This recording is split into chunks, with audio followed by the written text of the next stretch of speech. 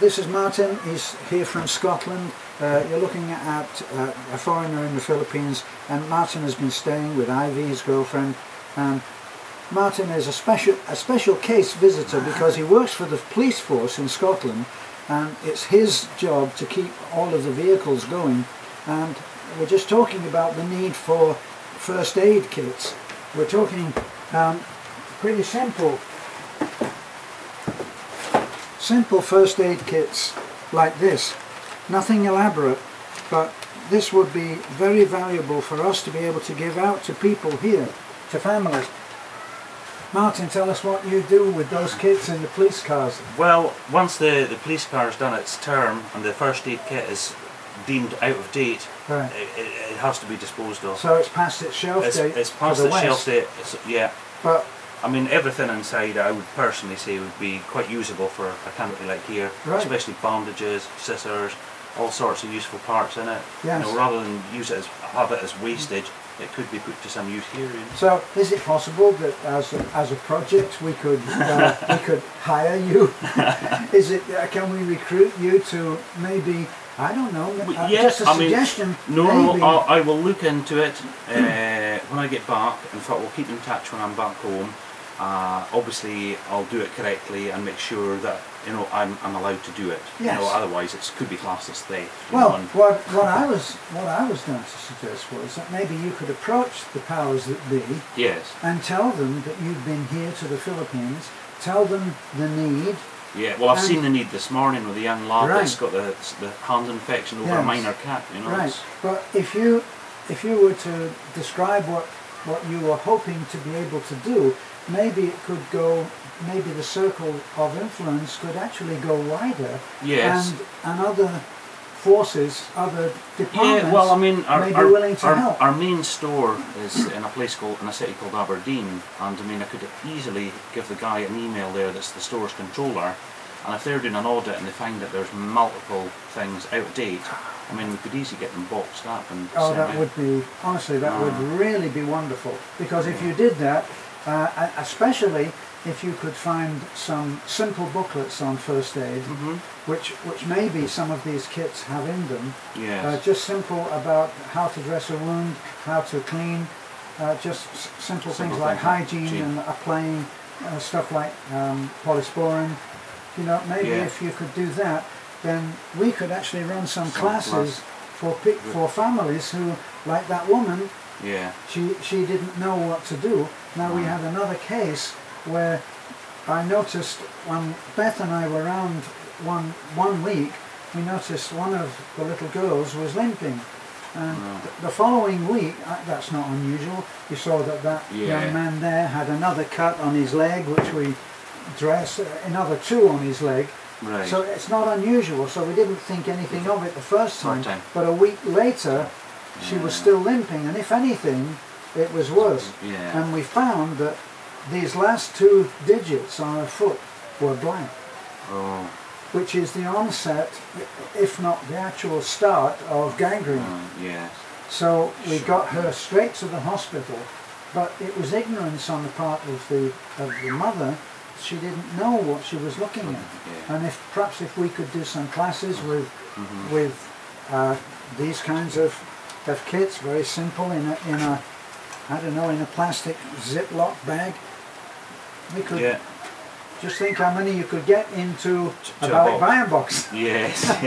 That's what I'm thinking. No, it's certainly been an eye-opener coming here and seeing the healthcare in comparison to what we have and the wastages we have that could be used here. It's just incredible. Eh? Yeah, I'd never even thought about the wastage, how things are thrown away, but they are becoming more.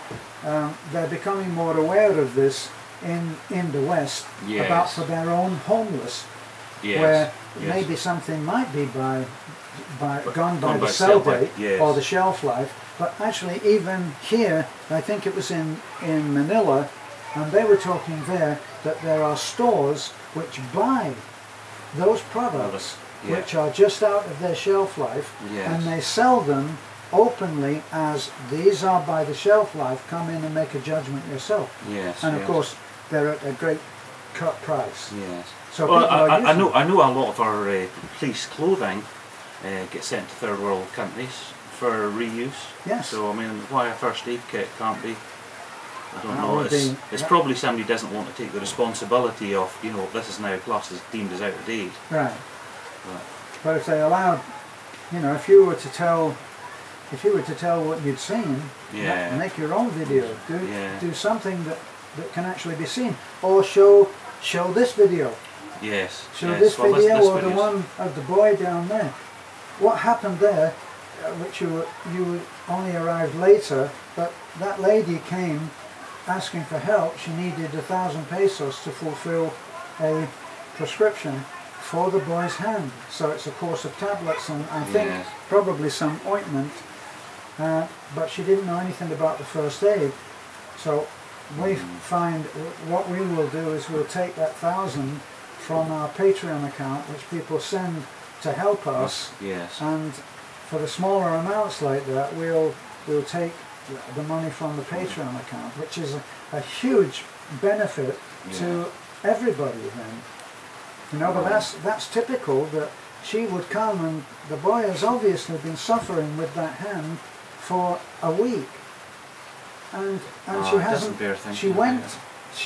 Here's the surprise: is that she did go to the medical centre, which you have passed on several occasions when you've gone into Taliban, and they didn't dress the wound.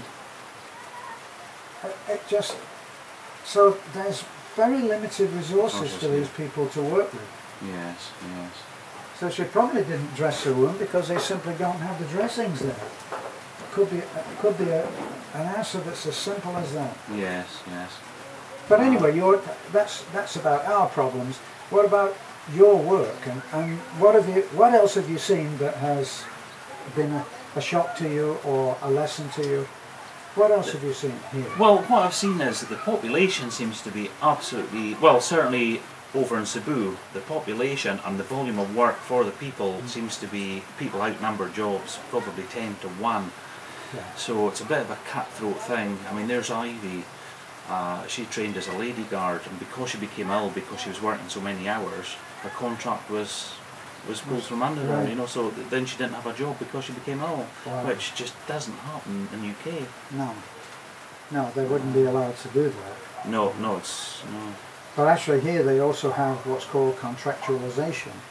And contractualization means that they've also had an element of this in the West, where they don't take somebody on full time. Right. Because in America, if you take somebody on full time, you have to give them benefits, which may include medical and other expensive things. Yeah. So what they do is they take somebody on part-time in the West, but here they take somebody on for, is it 5 months, Beth? 5 months or 6 months. It's either 5 months or 6 months, which is short of the time that they would have to employ someone in order to give them benefits. So that's apparently the present president said that he was going to outlaw them, but so far we haven't seen that happen. We have a similar thing in UK. A lot of people get taken on in 0 hours contract. They'll give them work when they can, and they don't tie them in any contract, don't give them holiday pay or any additions, you know. Yeah. It's a lot. Which is all required by law if the person is full time. Yeah. So your job with the police force, you're not a policeman.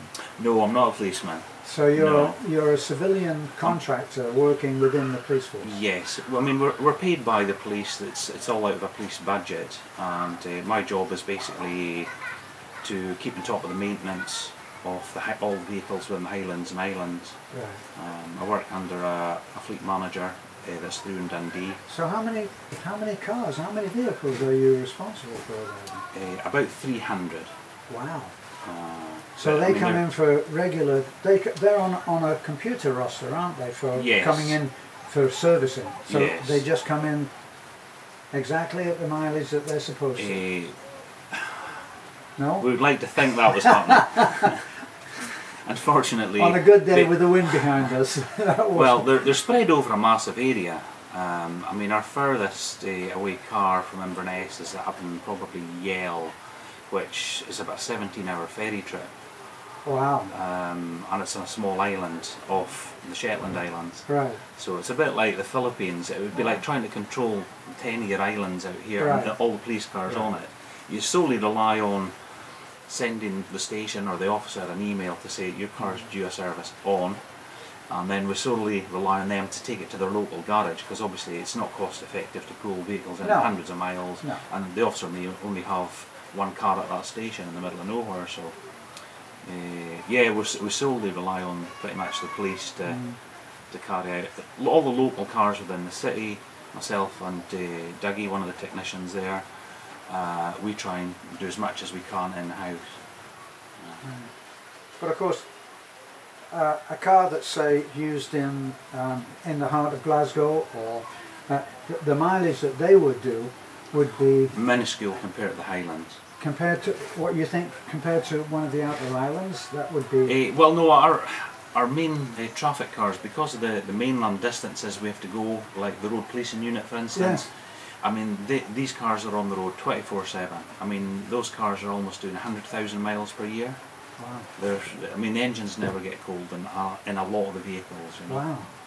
So, whereas Glasgow, a lot of lower speed stuff in cities with a bit of motorway use, they're maybe doing, I would reckon, probably half, if not less, than the mileage in the Highland.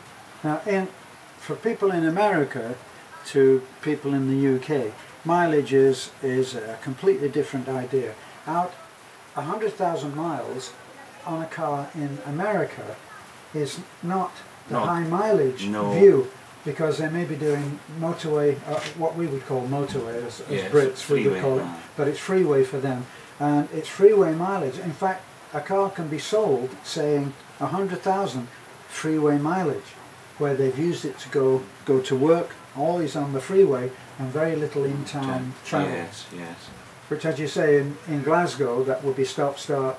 Yes, yes. I mean, our cars, well, there's a new criteria I think that's to be met now. They try and get them replaced by 4 years or 150,000 miles, dependent, you know. Yeah.